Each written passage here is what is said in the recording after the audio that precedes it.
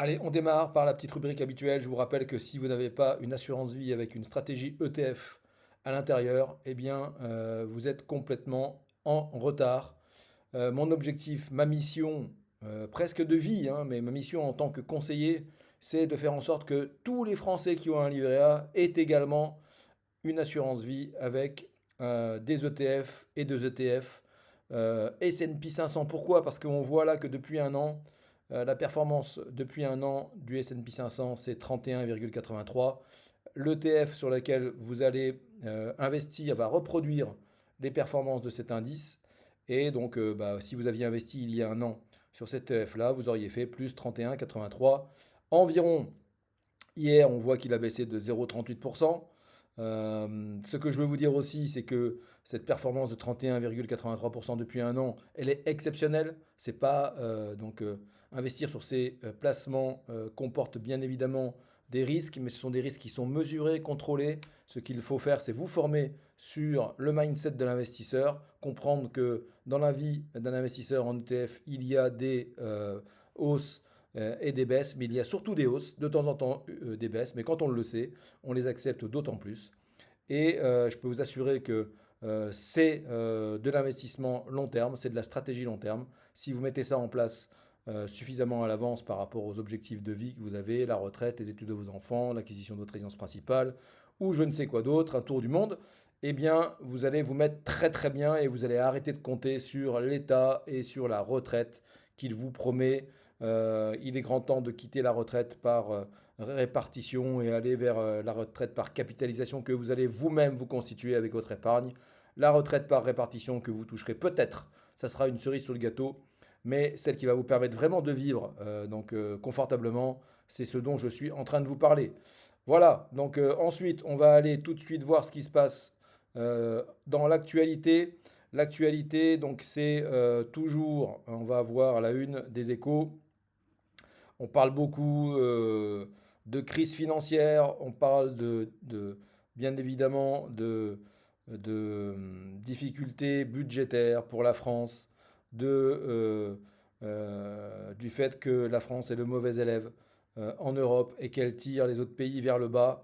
On voit bien que ce qui se passe, et c'est pas étranger à ce que je viens de vous dire, les investisseurs avertis n'investissent plus sur même pas les actions du CAC 40, puisque le CAC 40 est en train de perdre 5% depuis le début de l'année, pendant que le S&P 500, et vous l'avez vu, est en train de minimum depuis le début de l'année, sur un an c'était presque 32%, depuis le début de l'année c'est 25%.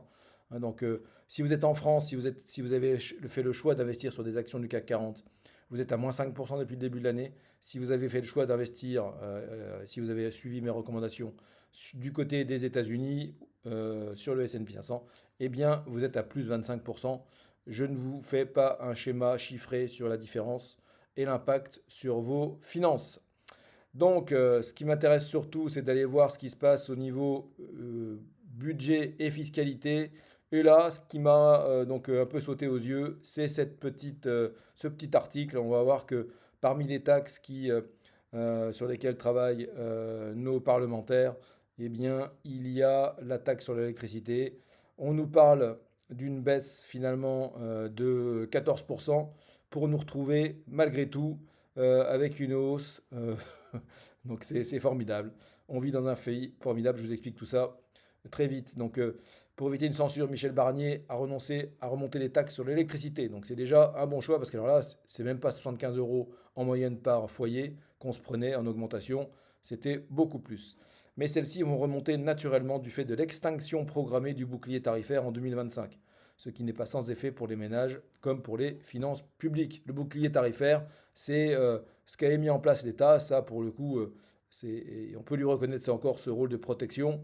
Lorsqu'il y a eu la crise de 2022 et la hausse de tous les coûts en énergie, eh bien l'État avait abaissé les taxes. On va voir ça en détail. C'est Monsieur Dumoulin, Sébastien Dumoulin, qui nous rédige cet article. On le remercie pour éviter une censure des oppositions. Michel Barnier a cédé. J'ai décidé de ne pas augmenter les taxes sur l'électricité dans le projet de loi de finances 2025, explique le Premier ministre dans une interview au Figaro. Cela permettra une baisse des prix de l'électricité de 14%. Mais tout va bien, c'est le grand bonheur. Donc on va payer 14% en moins d'électricité à partir du mois de février prochain. C'est formidable. Qui ira donc bien au-delà de la baisse de 9% prévue initialement. C'est même une bonne nouvelle. On nous avait dit 9% de baisse. Ça sera 14%. Merci, messieurs les parlementaires. Ménages et entreprises peuvent donc se réjouir de ce cadeau de dernière minute. Mais cela ne veut pas dire qu'ils payeront moins de taxes sur l'électricité en 2025 par rapport à 2024. Et voici pourquoi, contrairement à ce que peut laisser penser la formulation de Michel Barnier, le gouvernement ne s'assied pas sur toute hausse de fiscalité sur l'électricité en 2025. Loin de là. On ne nous dit pas tout, messieurs dames, on ne nous dit pas tout. En effet, l'extinction totale du bouclier tarifaire était prévue indépendamment du projet de budget et reste à l'ordre du jour. Concrètement, cela se traduira en février prochain par une remontée des assises sur l'électricité à leur niveau normal, c'est-à-dire 33,78 euros par mégawatt-heure, en tenant compte de l'inflation. On sera alors très loin du niveau auquel l'État avait descendu ses taxes en 2022 pour atténuer la flambée des prix en 2022, flambée des prix des électrons, hein, beau petit terme. On était tombé à 1 euro le mégawattheure et substantiellement au-dessus du niveau auquel elles étaient remontées depuis février dernier, à 21 euros du mégawattheure. Donc on parle de cette somme, 75 euros par an, et bien théoriquement une autre taxe, une autre hausse de taxes aurait dû affecter les consommateurs en 2025, car la TVA sur les abonnements électriques doit passer de 5,5 à 20% pour se conformer à la réglementation européenne. Là encore, merci l'Europe, on ne fait pas ce qu'on veut, cela représente pour un ménage un surcoût d'environ 20 euros par an. Mais Matignon a précisé que cette hausse de TVA serait compensée par une baisse à due concurrence de la taxe sur l'électricité. On aurait dû se retrouver avec une baisse, mais finalement, c'est ce qu'on nous dit au final. Un ménage standard devrait ainsi payer en 2025 environ 75 euros de taxes supplémentaires sur sa facture annuelle d'électricité.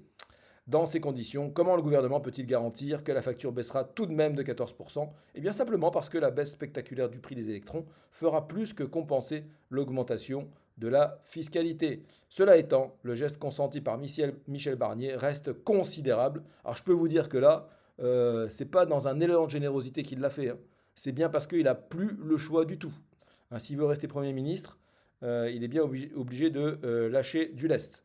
Car jusqu'à présent, le gouvernement ne s'était engagé que sur une baisse de 9%. L'exécutif comptait empocher discrètement la différence, oui, en remontant les assises au-delà de leur niveau normal.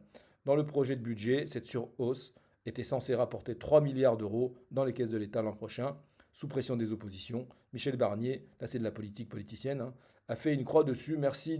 Bercy devra se contenter des seules recettes liées à la fin du bouclier tarifaire, estimé à quand même 3,8 milliards d'euros. Voilà, donc vous avez toujours pas ma trombine sur la petite fenêtre comme d'habitude. Pourquoi? Parce que je me suis fait opérer, j'ai toujours une belle cicatrice sur le visage et je veux vous épargner ça. En revanche, eh bien, je n'ai pas perdu de ma gouaille et je vous dis à très bientôt.